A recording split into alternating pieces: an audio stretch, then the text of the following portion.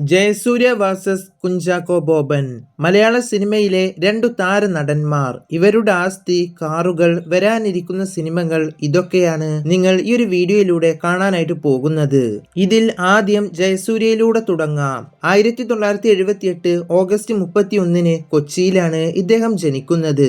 ജയസൂര്യ മരട് എന്നാണ് ഇദ്ദേഹത്തിന്റെ യഥാർത്ഥ പേര്. ഒരു ടെലിവിഷൻ കലാകാരനായിട്ടാണ് ഇദ്ദേഹം തന്റെ കരിയർ ആരംഭിച്ചത്. ലൈവ് ടെലിവിഷൻ ഫോൺ ഇന്റർ പ്രോഗ്രാമിൽ ഇദ്ദേഹത്തിന്റെ ആ ഒരു കാലത്ത് കേരളത്തിൽ വളരെ ജനപ്രിയമായിരുന്നു. അങ്ങനെയിരിക്കെ 2002 പുറത്തിറങ്ങിയ ഊമപ്പെണ്ണിന് ഉരിയാടപ്പൻ എന്ന ചിത്രത്തിൽ അഭിനയിക്കാനായിട്ട് ഇദ്ദേഹത്തെ ക്ഷണിക്കുകയാണ്. അവിടെ നിന്ന് അങ്ങോട്ട് തന്റെ സിനിമാ കരിയർ ആരംഭിച്ച ജയസൂര്യ ഇന്ന് ഒരു നടനപ്പുറം മികച്ചൊരു നിർമ്മാതാവും പ്ലേബാക്ക് സിംഗറും നല്ലൊരു ബിസിനസ്സുകാരനു കൂടിയാണ്. സൂസു സുതിവാത്മികം, ഇയോബിന്റെ പുസ്തകം, വെള്ളം എന്നീ 3 ചിത്രങ്ങളിലൂടെ പ്രശസ്തനായ ഒരു നടനും നിർമ്മാതാവുമാണ് ഇദ്ദേഹം.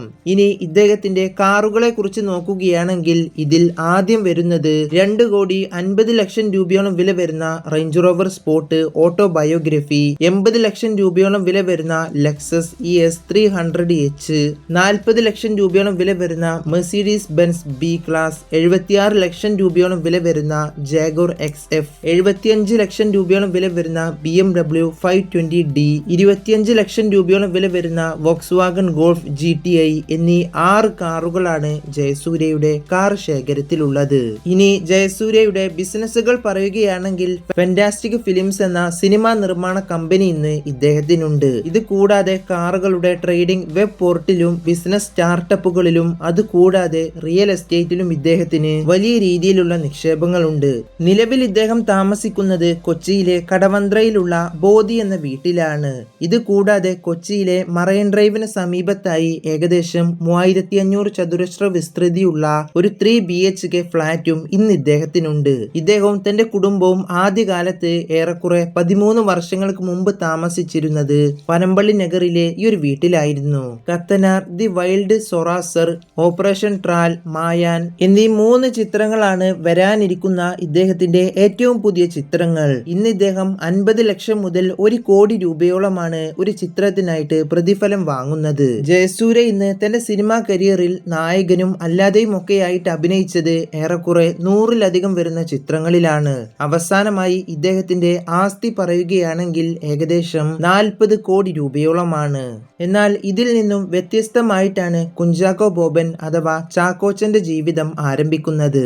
1976 നവംബർ 2 ആലപ്പുഴ ജില്ലയിലാണ് ഇദ്ദേഹം ജനിക്കുന്നത്. ചാക്കോച്ചൻ, ചോക്ലേറ്റ് ബോയ് എന്നീ വിളിപ്പേരുകളിലും ഇദ്ദേഹത്തെ ആരാധകർക്കിടയിൽ അറിയപ്പെടുന്നു. 1997 പുറത്തിറങ്ങിയ ഫാസിലിന്റെ ചിത്രമായ അനിയത്തിപ്രാവ് എന്ന ചിത്രത്തിലൂടെയാണ് ചാക്കോച്ചൻ മലയാള സിനിമയിലേക്ക് എത്തുന്നത്. ആദ്യത്തെ സിനിമ തന്നെ വലിയ വിജയമായിരുന്നു. പിന്നീട് അങ്ങോട്ട് പുറത്തിറങ്ങിയ നിറം, കസ്തൂരിമാൻ എന്നീ ചിത്രങ്ങൾ ഇദ്ദേഹത്തെ കൂടുതൽ ജനപ്രീതി നേടാൻ സഹായിച്ച 2 ചിത്രങ്ങളാണ്. വർഷങ്ങളുടെ അപ്പുറം ഇന്ന് ഇദ്ദേഹം അഭിനയിച്ചു തീർത്തത് 100ഓളം വരുന്ന ചിത്രങ്ങളാണ്. നിരവധി സംസ്ഥാന അവാർഡുകളും ചലച്ചിത്ര അവാർഡുകളും ഒക്കെ നേടിയ ചാക്കോച്ചന്റെ കാറുകളെ കുറിച്ചാണ് ഇനി നമ്മൾ പറയാൻ പോകുന്നത്. 2 കോടി രൂപയോളം വില വരുന്ന പോർഷെ കയാൻ, 1,80 ലക്ഷം രൂപയോളം വില വരുന്ന ലാൻഡ് റോവർ ഡിഫൻഡർ 110, 1,30 ലക്ഷം രൂപയോളം വില വരുന്ന ടൊയോട്ട വെൽഫെയർ, 2,50 ലക്ഷം രൂപയോളം വില വരുന്ന ടൊയോട്ടോ ലാൻഡ് ക്രൂയിസർ, 45 ലക്ഷം രൂപയോളം വില വരുന്ന മിനി കൂപ്പർ S എന്നീ 5 കാറുകളാണ് ഇന്ന് ഇദ്ദേഹത്തിനുള്ളത്.